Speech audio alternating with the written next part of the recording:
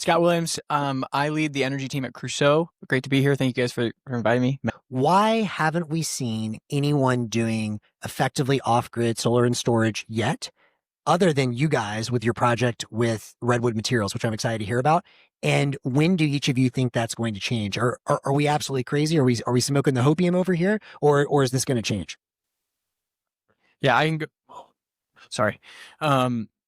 Yeah, I can go first. So Crusoe, I'm not sure how much you guys are familiar with. We did a project, an off-grid project with Redwood Materials out in Reno.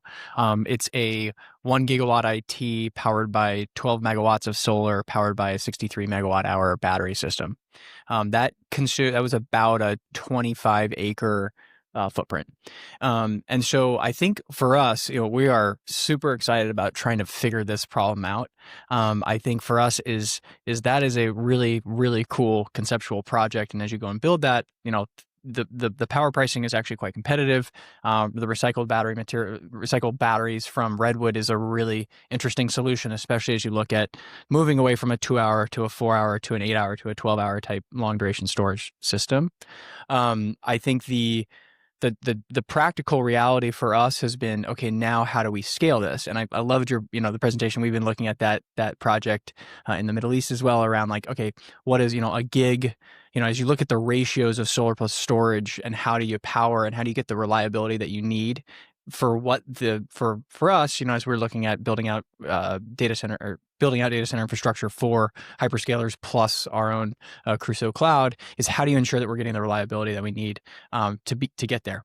And so when you look at the footprint that's required and the development that's required, and Brock and I have worked on a bunch of fun projects together and trying to actually get these things done. It's actually quite hard, is what we found. And especially as you look at trying to scale these things up, the reality of going and trying to find places that will also suit a data center development, right, has been a little bit more challenging. And so with, let's just assume that it's at a pretty tight, a pretty efficient solar ratio here. For our Redwood site, it's 25 acres per 1 megawatt of IT. You're looking at 25,000 acres, maybe 25 to 50. It depends on what your solar facility looks like. But you're trying to find that amount of acreage in a place where you can also support the construction and the full-time operation of a data center. Now, obviously, those kind of trends will continue to get automated. In Abilene, for example, we have I think we have 8,500 people on site right now. I mean, it's just a massive construction project, and there will be multiple hundreds of full-time jobs that are going to be manning and operating that 2 gigawatt or 1.2 gigawatt data center. So there's considerations. Obviously, there's water, there's title, there's insurance, there's all sorts of interesting things that, as we think about how do you actually go and develop these things from a practical perspective, what do we need to look at? What do we need to think about outside of just, hey, this totally works from a cost perspective. And I love the presentation because it's super exciting. As I think about it, and I think about, okay, what is the available land? Where do you go to actually site these things, right? Are you going down to South America? Are you going to Africa where the sun is shining versus What about Texas? Texas? Yeah. I mean, well, everyone, yeah, lot going on in Texas. Can you actually go deploy at scale with the reliability needs that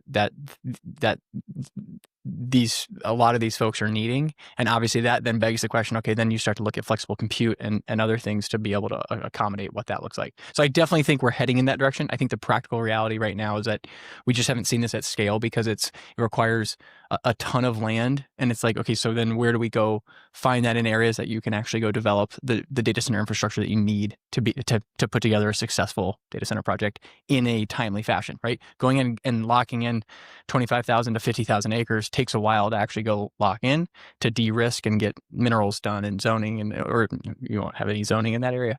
But there's just other considerations as we think about actually building these things out. The three challenges I hear are, number one, landmen acquiring the land. Good thing for you. There's some pretty solar powered landmen in the audience today. Some companies doing some crazy shit, so you should talk to them.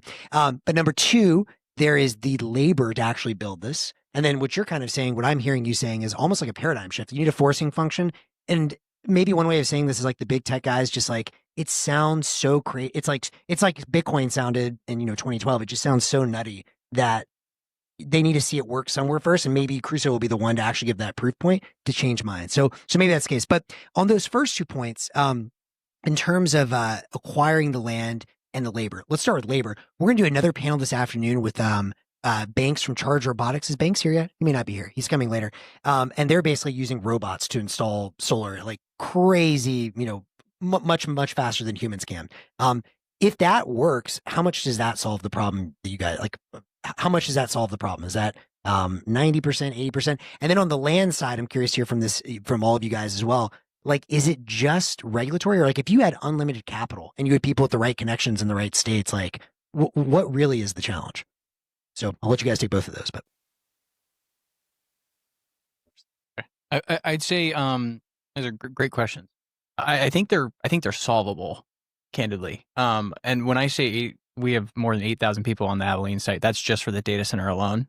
So that's if you set aside the generation, that just assumes that we have, we've already built a substation, right? And you have your generation, your grid is there to actually power that. Now we're building behind the meter, additional behind the meter generation as part of that. But when you look at the labor, I'm just referring to the actual data center development out there.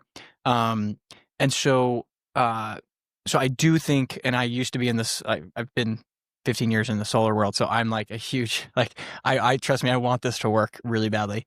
And generally I'm optimistic. I think there will be a lot of automation in terms of how these solar fields are built. I actually worked at a tracker company, and I was actually trying to figure out that exact same thing: is how do you automate the speed of how you actually go deploy these massive solar farms.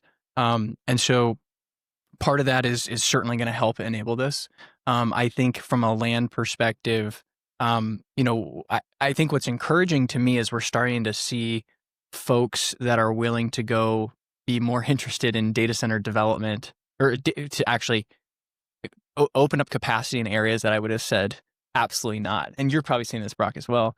In West Texas, where you go, God, that is really far out there. Like, how do you actually go build a data center? And we're being forced to, as a forcing function, is saying the grid is rather tapped out, right? And so where that capacity exists, it's trying to figure out, like, how do you unlock additional capacity?